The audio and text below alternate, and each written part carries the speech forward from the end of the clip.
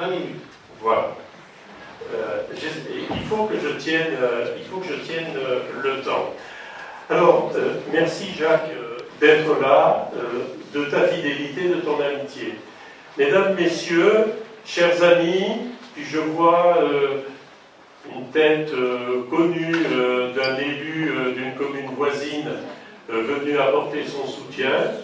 Je l'en remercie. Je vous remercie tous d'être là. Bonsoir. Il y a quelques jours, je parlais avec des amis du maire et ils me disaient très défaitistes que c'était pratiquement impossible de faire bouger les citoyens, que ce soit à la réunion de bilan ou à une réunion politique de présentation d'une des listes régionales. Et moi je lui répondais, non, je crois que nos concitoyens peuvent se mobiliser, peuvent se déplacer, mais ça dépend de ce qu'on leur propose. Alors je le disais par conviction, et en même temps, je me disais, pourvu que le 6 novembre, on ne se trouve pas devant une assemblée réduite. Donc il y a deux sentiments qui me traversent en ce moment. C'est la satisfaction d'avoir eu raison et de voir que les citoyens s'intéressent à la chose publique. Et puis le deuxième sentiment, ça met aussi un petit peu de pression. Je pense qu'on n'a pas le droit de décevoir. Alors, la réunion de ce soir, si nous avions été élus en 2014, nous l'aurions faite aussi. Et en première partie, elle n'aurait pas eu tout à fait évidemment la même teneur. En première partie, je vais vous expliquer sous l'angle budgétaire et fiscal pourquoi les impôts ont augmenté. Si nous avions été élus, je vous aurais expliqué comment nous aurions fait pour les maintenir au niveau actuel. Et la deuxième partie où mes amis vont vous présenter les principaux projets structurants qui ont été décidés par le maire et par Sud Sainte-Bonne, vont les présenter, et là c'est extrêmement important, ils vont recueillir l'avis, vos avis, et nous nous engageons, vos avis, à les noter, à les assembler, et vous les retrouverez sur notre site. Alors, la première partie, je vous disais, je veux vous présenter le bilan de ces 18 mois de mandature sous un angle budgétaire et évidemment fiscal, puisque nous avons tous reçu nos feuilles d'impôt avec plus ou moins, plutôt moins de satisfaction.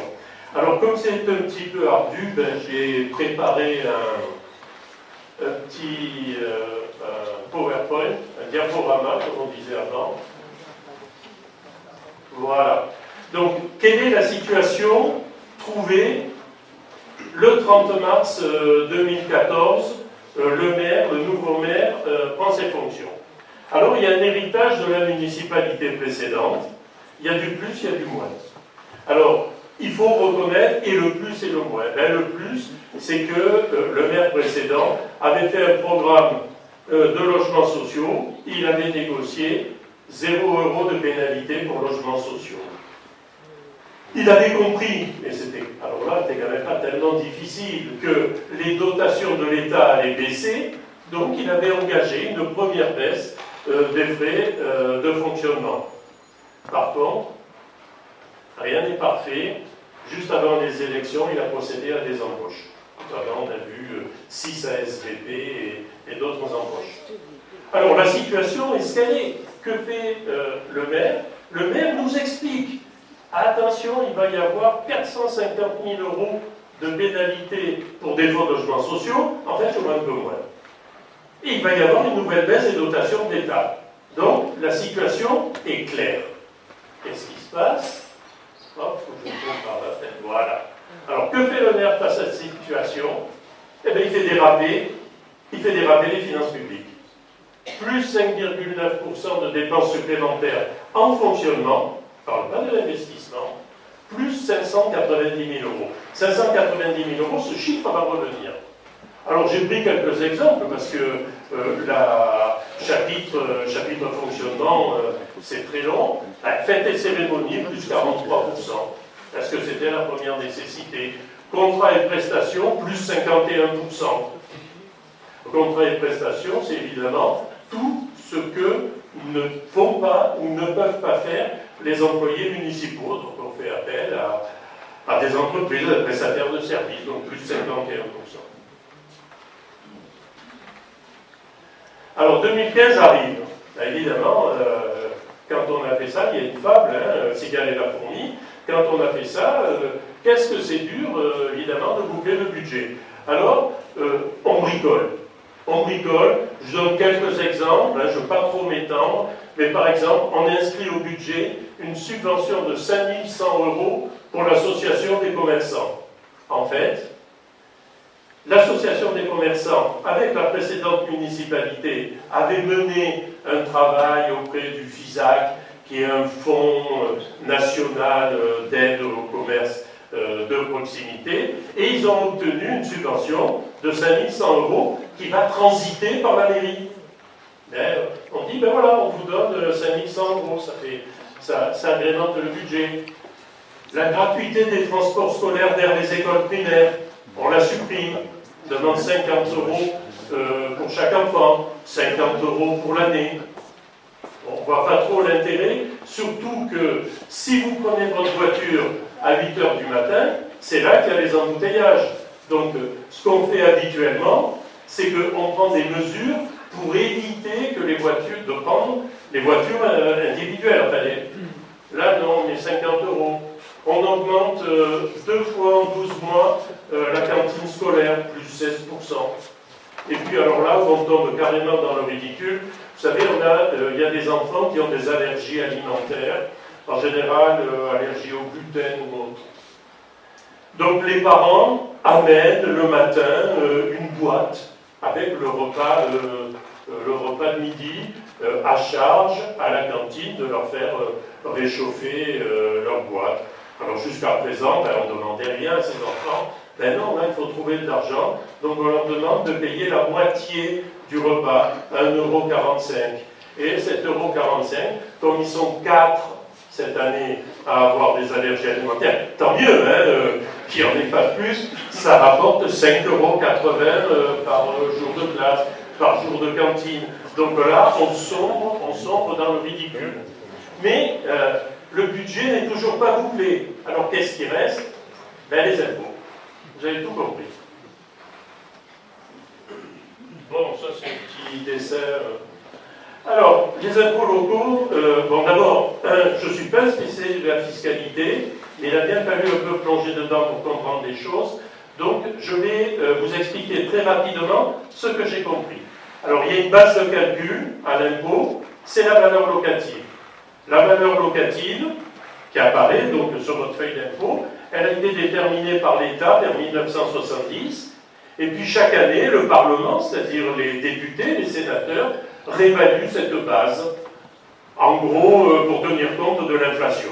Alors cette année, le Parlement a décidé plus 0,9%, c'est-à-dire que quelqu'un qui payait 1 000 € d'impôts locaux, avec la décision du Parlement, il paye 9 € de plus.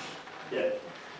Après, chaque année, chaque collectivité, alors ici nous avons la commune, Sud-Sainte-Baume, et le département, Sud-Sainte-Baume, l'Agglo, et le département, votent des taux qui seront appliqués pour la part qui lui revient. Alors la commune décide plus 6,47% pour la taxe d'habitation, le foncier bâti et le non bâti. La communauté d'Agglo décide 3,76% pour le foncier. Communauté d'Agglo, il n'y a pas de taxe d'habitation, elle n'a pas de part. Le foncier, plus 3,76 et plus 18,17% pour les ordures ménagères. Alors là, ça appelle quand même une petite explication. Il a été demandé, alors je ne sais plus si c'est l'État, la Cour des comptes, pour que les citoyens se rendent compte du véritable coût des ordures ménagères, que c'est pas un compte à part, mais que ce sous-compte du budget, ou ce compte du budget, soit équilibré. Donc pour l'équilibrer, c'est plus 18,17%. Mais qu'est-ce que ça veut dire? Ça veut dire que précédemment, il y avait une part du budget général qui abondait cette taxe, ces dépenses d'enlèvement d'ordures ménagères.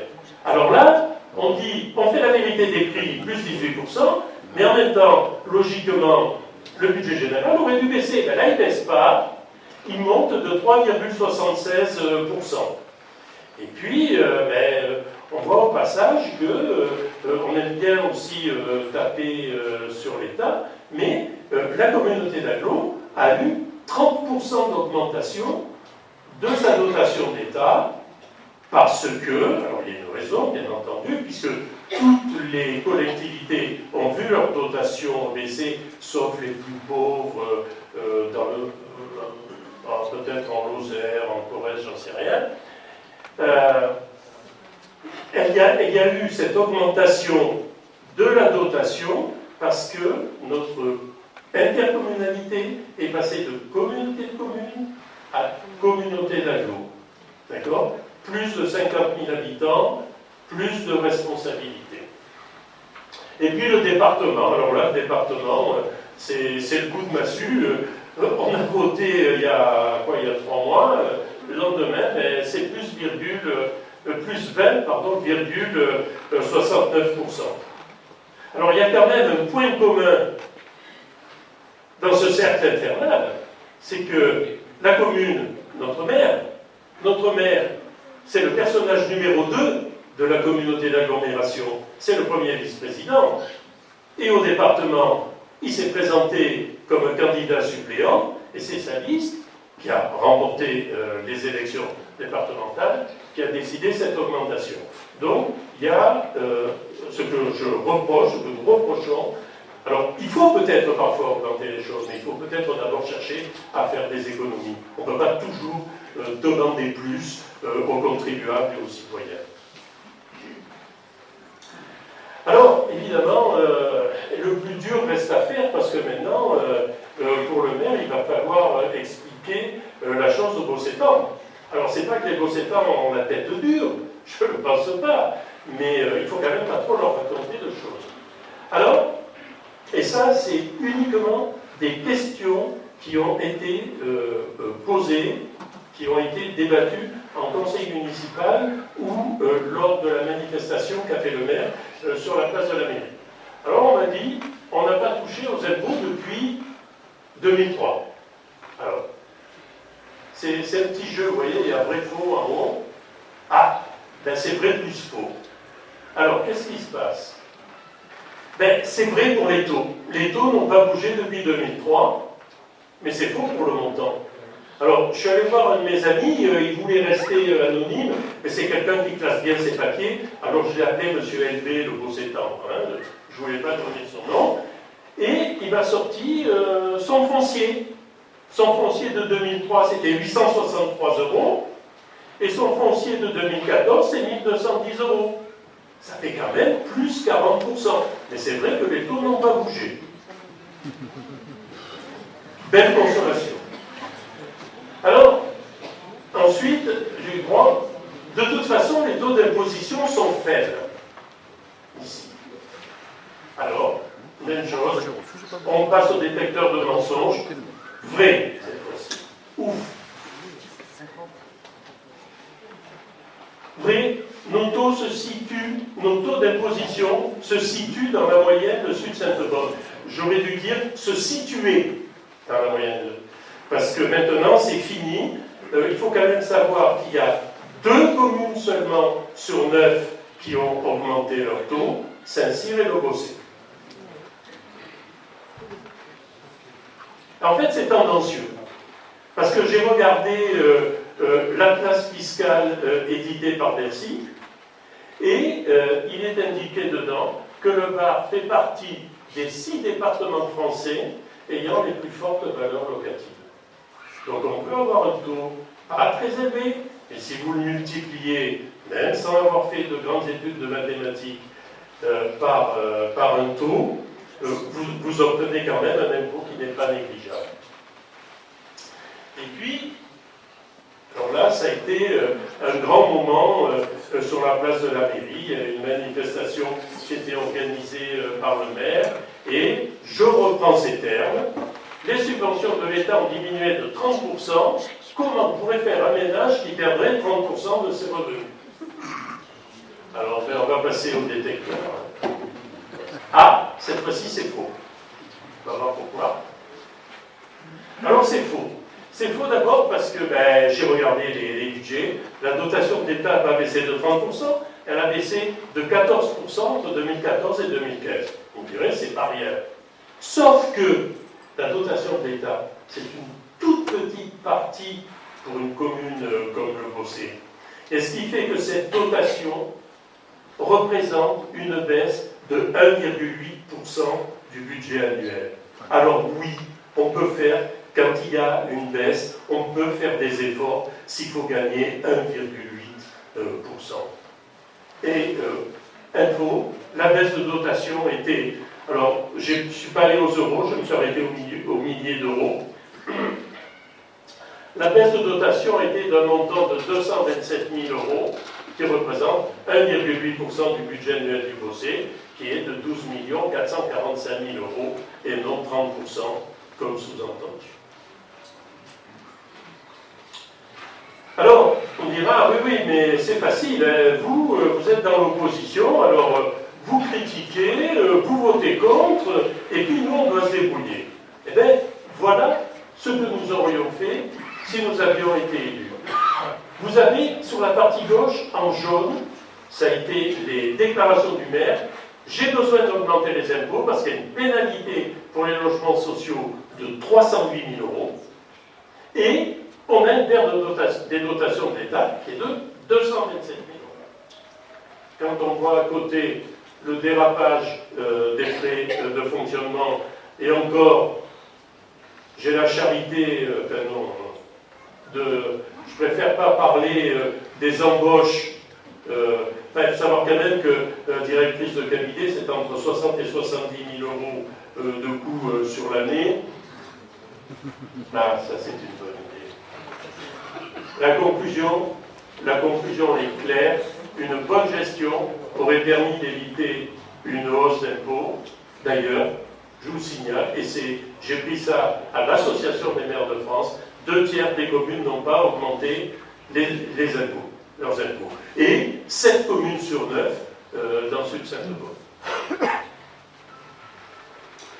Voilà, c'était le point. Alors, le point pourrait être beaucoup plus large, pas être trop fastidieux, mais je suis prêt, évidemment, si vous avez des interrogations ou mes sources, vous trouverez mes sources d'ailleurs sur notre site, où nous mettons en ligne des documents.